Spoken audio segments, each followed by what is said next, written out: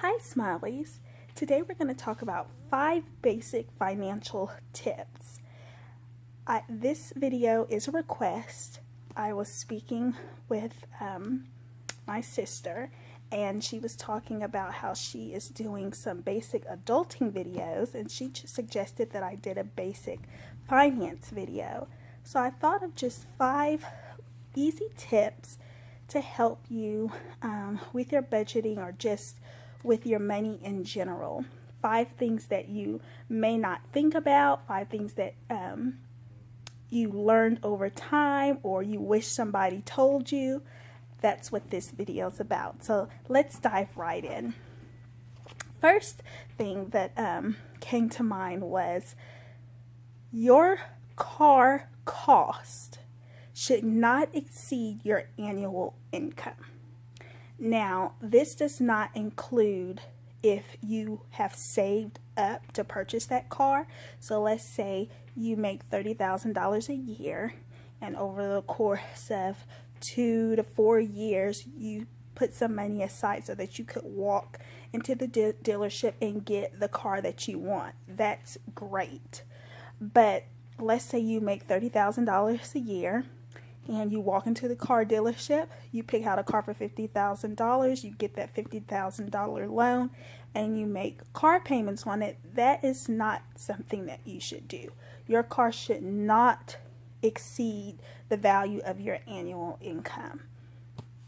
So that moves to my second tip, which is delay your gratification. So in that example, I said that this person makes $30,000 a year, but over the course of 2 to 4 years, they put money aside so that they could go into the dealership and purchase that $50,000 car. That's great. What they did is they delayed their gratification so that they could get something that they wanted. And that's an excellent thing to do.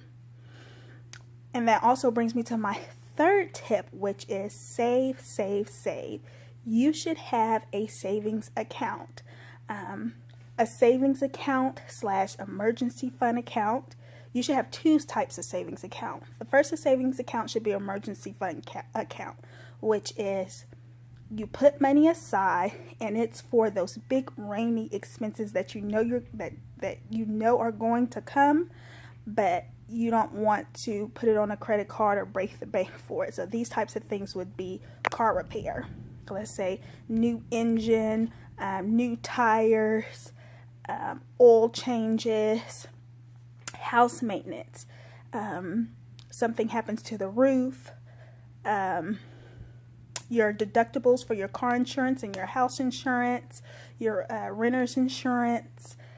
Let's see, each year we have to update our tax, your registration sticker, etc.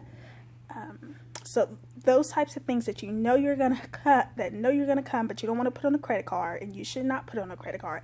You should be putting money aside with each paycheck to go in that emergency fund savings account. What also can go in there is if you're trying to save for a car, if you're trying to save for a vacation, things like that, where you want to access that money quickly and you can access it without penalty. That's what should go in your emergency fund savings account. Now, your second type of savings account should be your retirement account, which you're just going to let it sit there and let it grow so that you can pull out when you retire. That money you can't access quickly.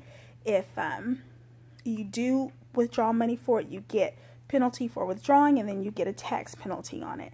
So that savings account is money that you're not going to touch. So I recommend having 2 savings accounts. So that's number 3. Number 4 is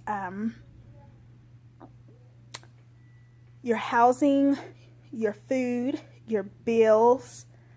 All that should come first.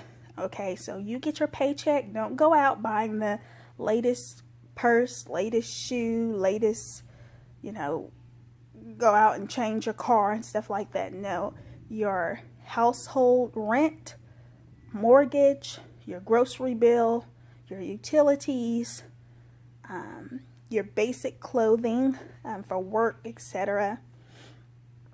if you found that you've grown out of your clothes, or maybe they're worn or something like that, those are the things that you want to use that paycheck on, and then the rest savings, remembering that you're going to delay your gratification now so that you can get the things that you really want later because you've took the time to save.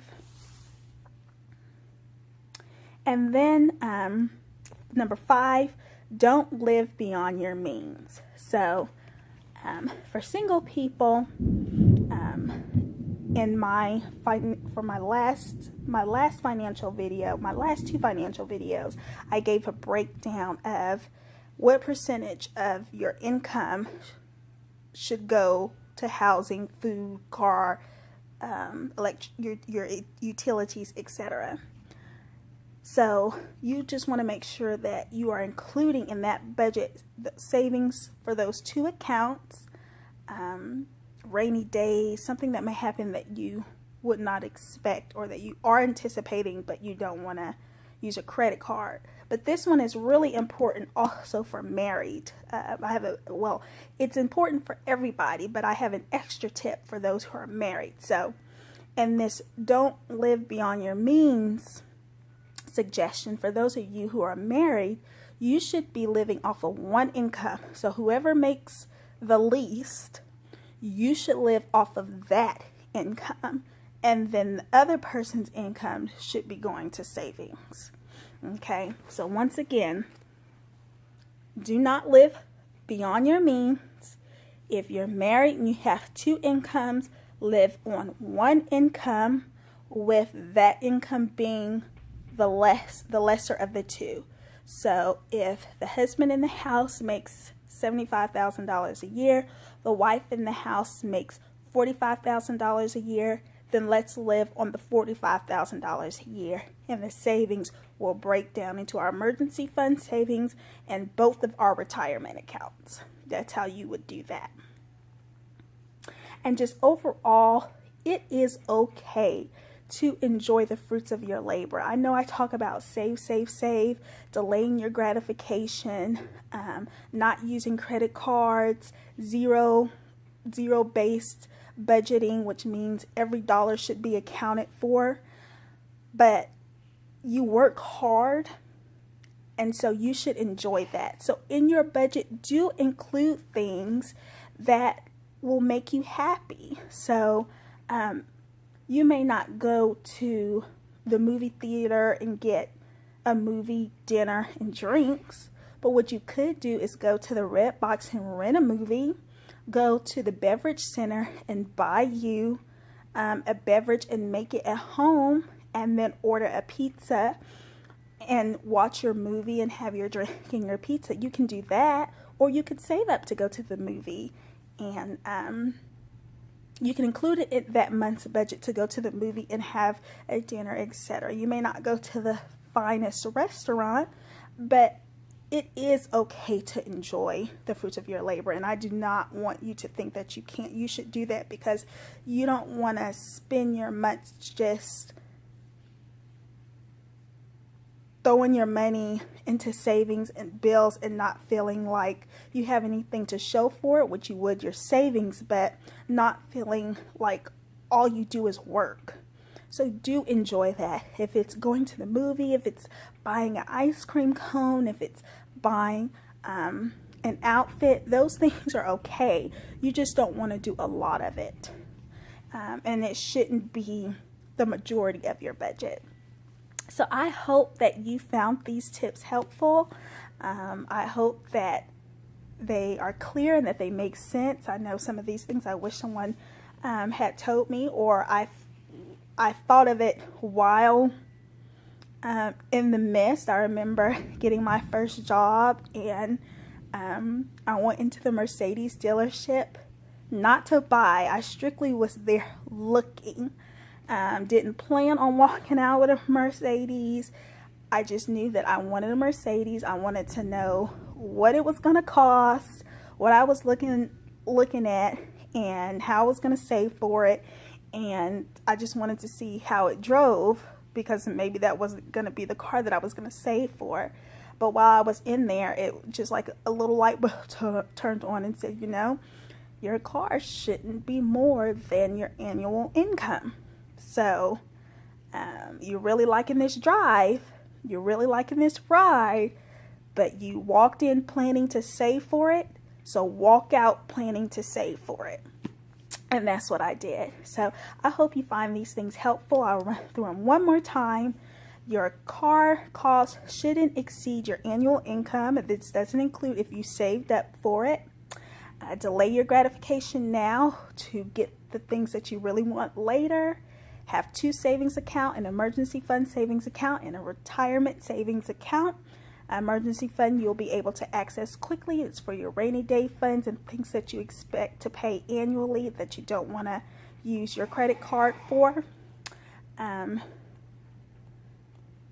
Don't live beyond your means.